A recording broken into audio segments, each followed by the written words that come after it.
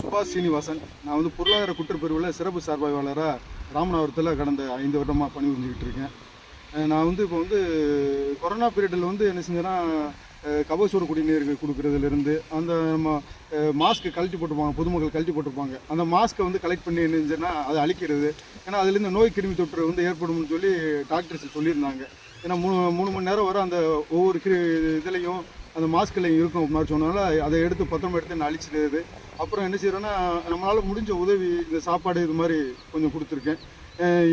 அதுக்கு பின்னாடி வந்து என்ன செய்யணும்னா, அந்த கொரோனா பீரியட்லேயே வந்து என்ன செய்யணும்னா, அந்த ஓய்வு நேரத்தில் என்ன செய்யணும், இந்த குளத்தில் வந்து என்ன செய்யணும்னா சீமக்கருவ மரம் இருந்தது. அந்த சீமக்கருவ மரத்தை அகற்றிட்டு அப்போ என்ன செய்யணும், பொதுமக்கள் உதவியோடு வந்து ஃபென்சிங் பண்ணி இப்போ கண்டு வச்சு இப்போ வளர்த்துக்கிட்டு இருக்கேன். அதோட என்ன செய்கிறோன்னா, இப்போ எல்லாம் ஓரளவுக்கு மரம் ஆயிடுச்சு. இப்போ பதியம் போட்டு கண்டு வச்சு பொதுமக்களுக்கு வந்து மரங்கள் கொடுத்துக்கிட்டு இருக்கேன். ஏன்னா அந்த மரங்கள் வந்து என்ன செய்யணும்னா, இப்போ வந்து மழைக்கு வந்து ரொம்ப சிரமப்பட்டுக்கிட்டு இருக்கோம். மழை பெய்யணும்னா மரம் வச்சாகணும். நம்ம தலைமுறைக்கு வந்து எப்படின்னாக்கா, நம்ம என்ன சொத்து சுகத்தை விட்டு கொடுத்துட்டு போனாலும் நம்ம வந்து என்ன செய்யணும், அது சுகாதாரமாக இருக்கணும்னா அவங்களுக்கு நம்ம வந்து மரத்தை நம்ம வளர்த்து விட்டு போகணும். அதனால் வந்து நம்ம என்ன செய்யணும், எல்லாருமே மரத்தை நடணும். ஒரு வீட்டுக்கு வீடு ஒரு மரங்கள் நம்ம கண்டிப்பாக நட்டாகணும். அப்போ தான் நம்ம வந்து என்ன நம்ம சந்ததியினரை காப்பாற்ற முடியும்.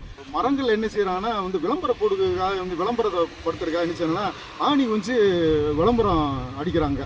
அது ஆணியை வந்து அடிக்கிறதுனால என்னாச்சுன்னாக்க, மழை நீர் பட்டு அது என்னாச்சுன்னா அதில் வந்து துருப்பிடிச்சி அதில் வந்து கிருமி தொற்று ஏற்பட்டு நாளடைவில் வந்து என்னென்னா மரம் பட்டு போயிடும். அந்த மரத்துக்கு உயிர் இருக்குன்னா பெரும்பான்மையான இந்த வியாபார நோக்கம் கொண்ட உங்களுக்கு தெரிய மாட்டேங்குது. மரத்துக்கு உயிர் இருக்கனால தான் அந்த ஆக்சிஜன் கொடுக்குது. அந்த ஆக்சிஜன் கொடுக்குற மூலமாக தான் நம்ம சுவாசிக்கிட்டு உயிர் வாழ்கிறோம். நம்ம மட்டும் இல்லை, அனைத்து ஜீவராசிகளுமே உயிர் வாழ்கிறது வந்து இயற்கையினால தான்.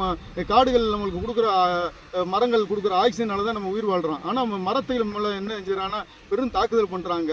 அதே மாதிரி என்ன செய்கிறாங்கன்னா, ஆணிகள் கொண்டு அடிக்கிறது மட்டும் இல்லாமல் கம்பியை வச்சு கட்டி வைக்கிறாங்க.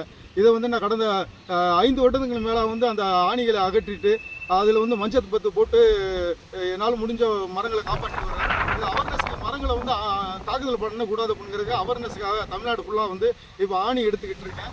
இப்போ குறிப்பாக நம்ம மாவட்டத்தில், ராமநாதபுரம் மாவட்டத்தில் பெரும்பான்மையான வந்து மாவட்டம் முழுமைக்கும் வந்துள்ள மரங்களில் வந்து நான் ஆணிகளை எடுத்துட்டேன். அதே மாதிரி எல்லாமே இப்போ காலப்போக்கில் என்னை பின்பற்றி மற்ற மாவட்டங்களையும் இப்போ வந்து மரங்களில் அடிக்கப்பட்ட ஆணிகளை எடுத்துக்கிட்டு இருக்காங்க. செய்திகளை உடனுக்குடனும் துல்லியமாகவும் தெரிந்து கொள்ள சப்ஸ்கிரைப் பண்ணுங்க.